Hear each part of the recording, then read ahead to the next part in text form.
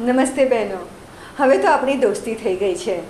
હું આપનું સ્વાગત કરું છું નિર્ભયા કાર્યક્રમમાં, એટલે કે સુરક્ષિત જીવન, શ્રેષ્ઠ જીવન અને ખાસ કરીને બહેનો માટે. આપણે સૌ જાણીએ છીએ કે એક જમાનો હતો કે જ્યારે સ્ત્રીને પૂરું ગૌરવ અને સન્માન આપવામાં આવતું હતું. એ જમાનાને વર્ષો થઈ ગયા. પછી જમાનો આગળ વધ્યો અને એક સમય એવો આવ્યો કે સ્ત્રીઓને ખૂબ જ નીચા દરજ્જાની ગણવામાં આવી. પછી દહેજની પ્રથા, કે સ્ત્રી સતી થવાની પ્રથા, કે છોકરીઓને બહાર ન જવાની, પડદાની પ્રથા, આવી ઘણી બધી પ્રથાઓએ સમાજમાં આપણું ઘર કરી ગઈ અને સ્ત્રીઓ તરફ થતા અત્યાચારો વધતા ગયા. પણ હવે સમય આવ્યો છે જાગૃત થવાનો.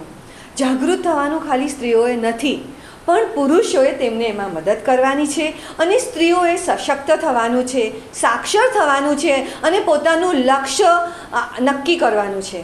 અને તેને કહેવાય છે સ્ત્રી સશક્તિકરણ. અને સ્ત્રી સશક્તિકરણના પાયામાં રહેલી છે સ્ત્રી શિક્ષણ, એટલે કે સાક્ષરતા. બહેનોને સારું ભણવાની બધી જ તૈયારીઓ પોતે કરવી જોઈએ અને સમાજે પણ તેને મદદ કરવી જોઈએ. સાથે સાથે જરૂરી છે કે સમાજે સ્ત્રીને પોતાને સુરક્ષાની લાગણી અનુભવે તેવા પ્રકારનું વાતાવરણ પેદા કરવાની.